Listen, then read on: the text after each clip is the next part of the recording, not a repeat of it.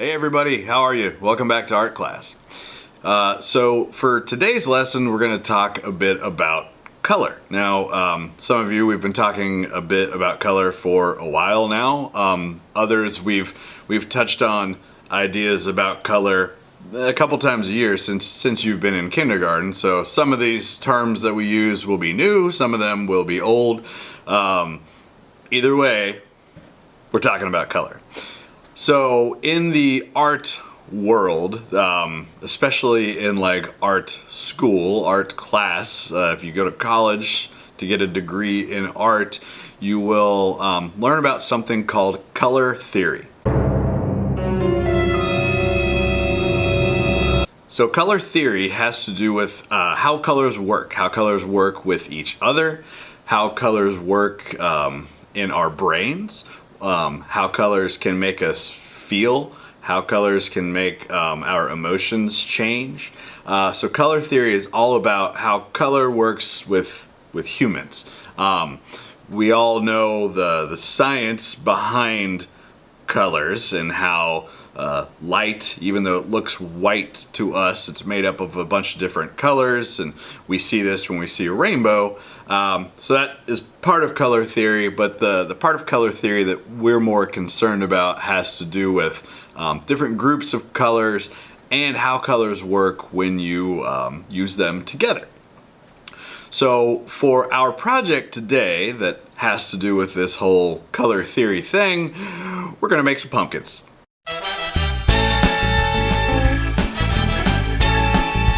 So we're gonna make pumpkins because it's fall. It's recently been Halloween. These won't be those kind of pumpkins. These won't be jack-o'-lanterns. These are the pumpkins that we would see out in a field on a farm, out at the pumpkin patch.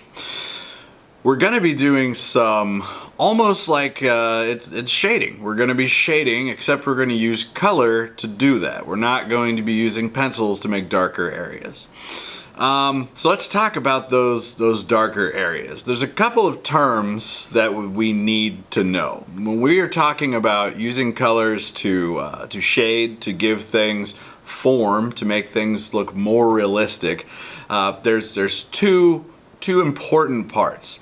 There's the part called the highlight, and there's the part called the low light. Now the low light is also what we think of just as the shadow or the shade. So things have a color, right? Most things inherently have a color. This is a blue shirt. It's dark blue. It's navy blue. It doesn't all look the exact same shade of blue, even though it is. We perceive how things look based on how the light hits it. So where the shoulder is pointed right towards this window, it looks lighter than this spot over here on the other side of my face because my big silly beard is blocking that light. So the color that something is called the local color. Something is a local color, and then there are the highlights and the lowlights. Now in real life, that's gonna be the same color, it's just the light affecting it. But in our artwork, that's when we're actually gonna use different colors to make those highlights and lowlights. So let's talk about that pumpkin. Here's a pumpkin. Now when we think of a pumpkin and we think of what color it is, we probably think of orange. That is correct. It's a shade of orange. Now they're not all exactly the same. Some are more yellow, some are more brown, but pumpkins are orange. That's the local color. The local color of a pumpkin is orange. So we do things to it. We give it those highlights, we give it those lowlights, to give it the illusion in our artwork that it's a little more realistic, a little more rounded. If my local color is orange, then you can think of your highlights and your lowlights as different shades of orange. You could say light orange or dark orange, or you could use completely different colors. You could say yellows would be my highlights and reds or browns would be my lowlights. So we'll talk more about that when we're actually doing the project, but I needed to remind you of one other thing that's going to be important. So this is our color wheel. We've been talking about this since you were in kindergarten. We say this is a tool that artists use to tell us things about colors. So one of the important things that this can tell us is something called the complementary colors. So if we look at this color wheel, pick a color, any color, its complementary color is the one on the complete opposite side of the color wheel. So if we're talking about our pumpkin, and we're talking about an orange pumpkin, then what's the opposite color from that one? It's blue, right? It's all the way on the opposite. So that's going to be important here in a second. But I just wanted you to kind of remember what complementary color meant because it's going to be helpful for us to think about here in a second. All right, so local color is the color something is. Highlights are where it looks lighter. Lowlights or shadows are where it looks darker. Congratulations, you just passed your color theory test? It wasn't a test. Let's pretend it was a test. And you passed it. You got an A. Congratulations. All right, let's draw some pumpkins. All right, for our pumpkins, we're going to need a paper, we're going to need a pencil, and you're going to need some crayons. Now, the thing we're doing today, if you have colored pencils, it'll work. It'll be a little bit different from kind of how we're describing doing it with the crayons, but that would be fine if you had colored pencils. Markers will not work for what we're doing today. They don't blend the right way for what we're trying to do. They just kind of bleed into each other, and also you'll probably ruin your markers because they really don't like it when you color on top of another color. So crayons would be the best way because that's what we're gonna be talking about. All right, so when we're done, we'll probably have space for a couple of these pumpkins, but I'm just gonna focus on one. Now, I don't want to fill up my whole page with it. I know usually I'm telling you guys to fill up your whole page, but for what we're doing today, that would be tough. That would take way more time than you probably want to spend coloring a pumpkin. So I'm gonna make my pumpkin my main one. If I want to add some more in the background later, I can, but I'm gonna start with maybe the size of a baseball. Now, when we think of the main shape of a pumpkin, it's kind of like a bumpy oval, right? But I want to see the lines on the side of the pumpkin. I want to see the ribs, I believe is what they're called, of the pumpkin. So I'm going to start with like a skinny oval shape in the middle.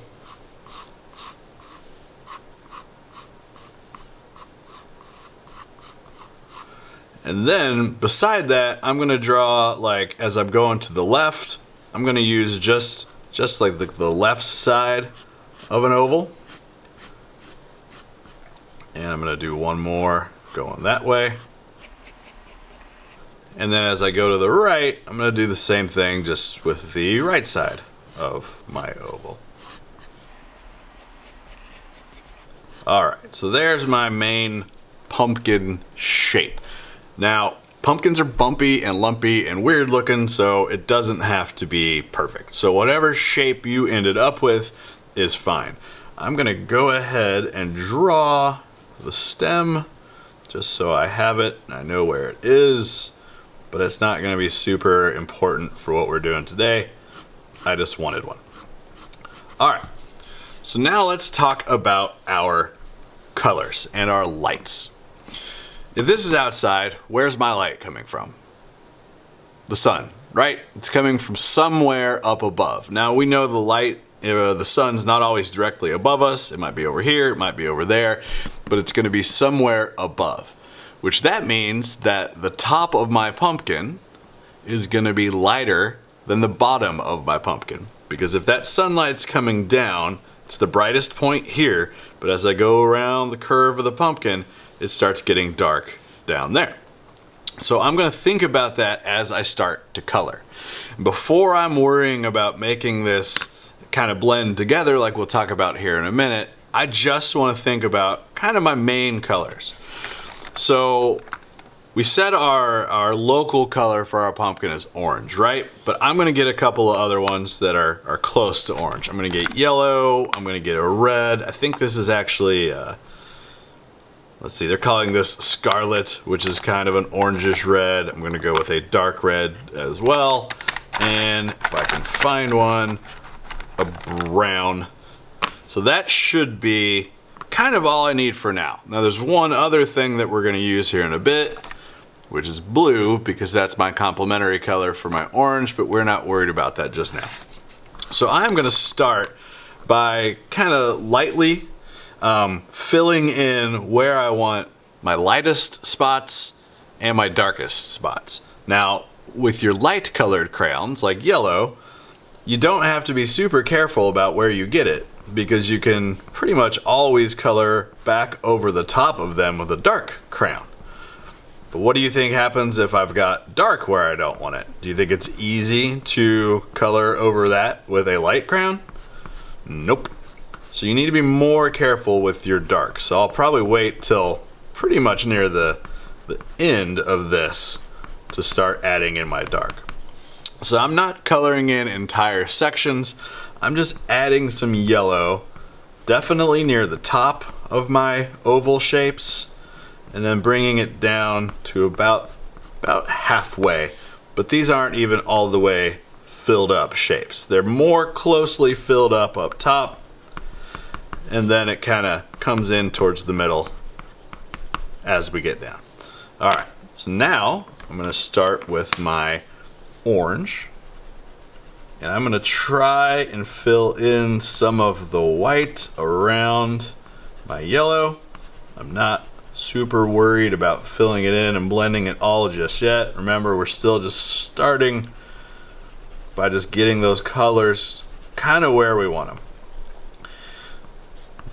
Now, when we use things like paint, this works differently, but the idea is the same. Now, crayons don't mix like paint, but you can kind of layer them on top of each other a couple of times and get the colors to change a little bit. But stuff like paint and pastels, those are really what you would want to use in a perfect world. But since we're all using crayons right now, we can still make this work with crayons.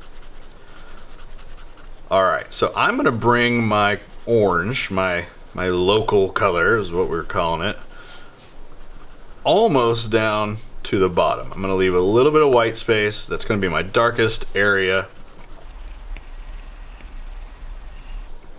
but I'm gonna get pretty close. Okay, so now I'm gonna move into this one that mine's called Scarlet, which is like an orangish red. I'm gonna add some of that down there towards the bottom.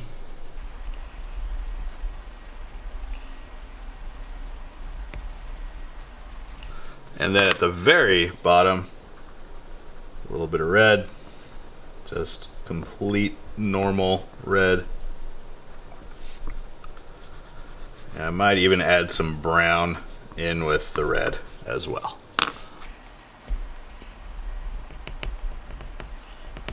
So you will notice that I did not trace this, which is something that we normally would do, is trace. That's because I didn't want these lines to be real dark and black, because when you're looking at a pumpkin that's sitting out in the middle of the pumpkin patch, they're not outlined with black lines, right? So for things like my lines, that's when I'm going to use some of this brown. I'm not outlining the whole thing really. I'm just going to go in and add some brown where I want the lines to show up.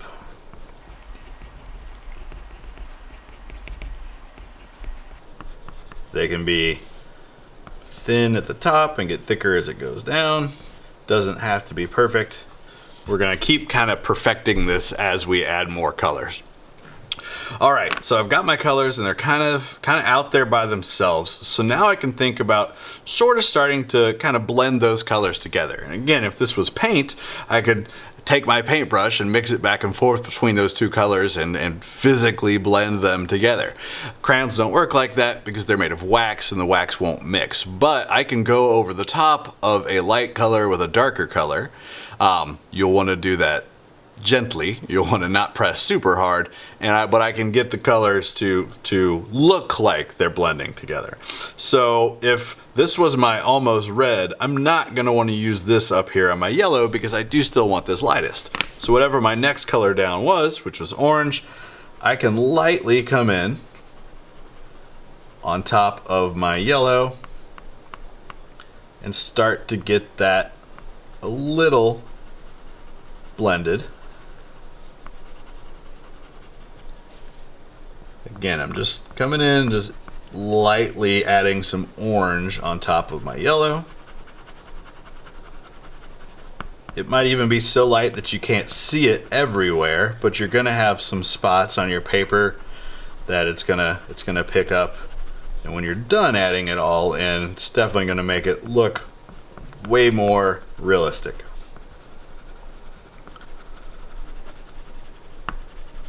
All right, so that's kind of started to smooth out and blend out. So now I'm gonna move on to my next one. I'm gonna use my reddish orange color and kind of bring that up onto just my regular orange. And I'm gonna keep doing the darker color on top of the lighter color as I get down to the base of my pumpkin.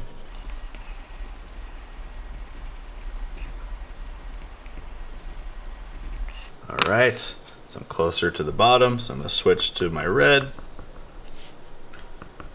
Now you don't want a ton of red,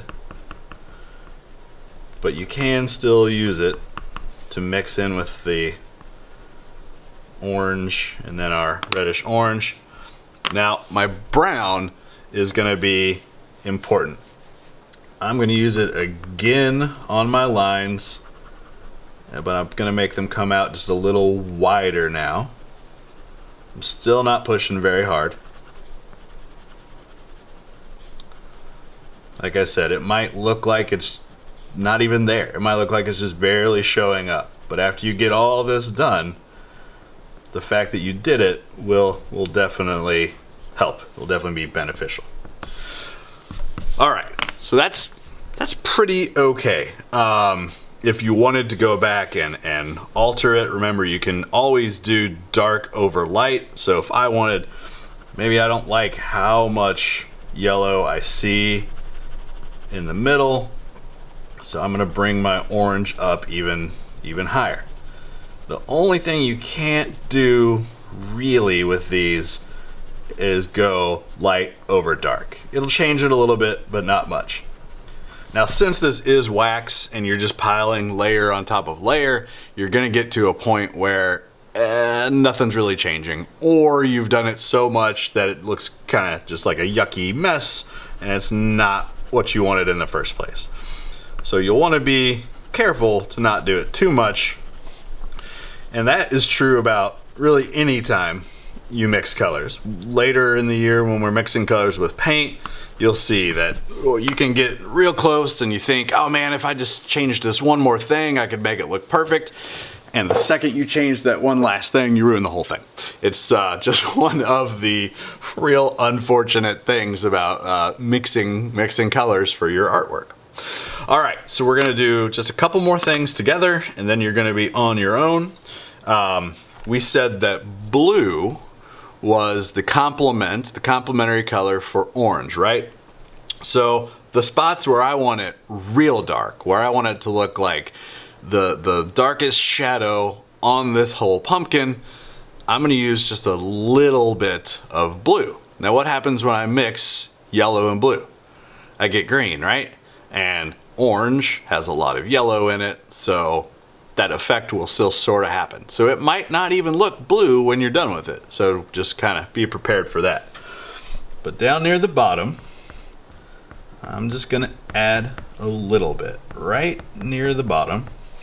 This is another one that you're not really even gonna see much of.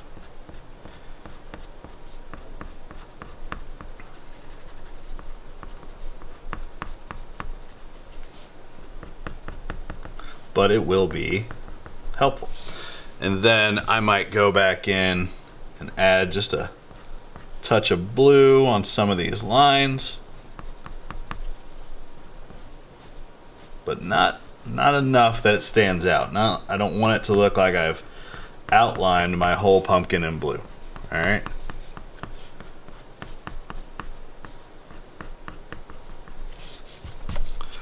All right. So my pumpkin's good. I'm gonna go in and do just a little bit on my stem. I'm just gonna use a couple of different shades of green.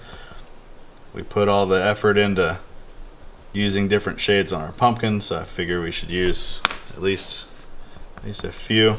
Now if you don't have different shades of green, you can get some different shades with a crayon just by using different pressure. The place you push the hardest, it's going to be the darkest, and where you don't push at all, it's going to be lighter.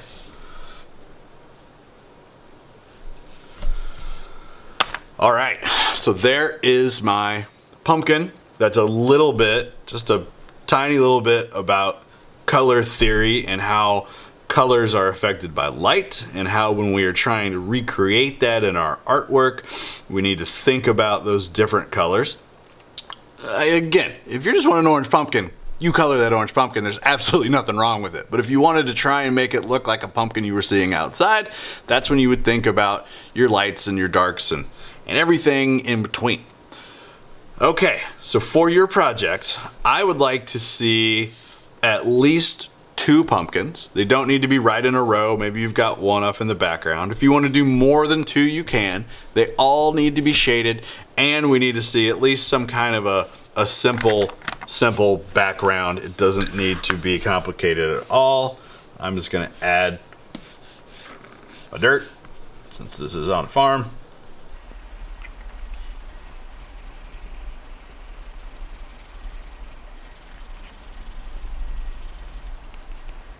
Now we talked about using different pressure. If I want it to look like there's a shadow on the ground, if my sun's coming down, there's going to be a shadow, then I will color harder with my brown, where I want that dirt to look darker because of the shadow. Then maybe back here, where there's nothing else to make those shadows, so my brown color would end up lighter.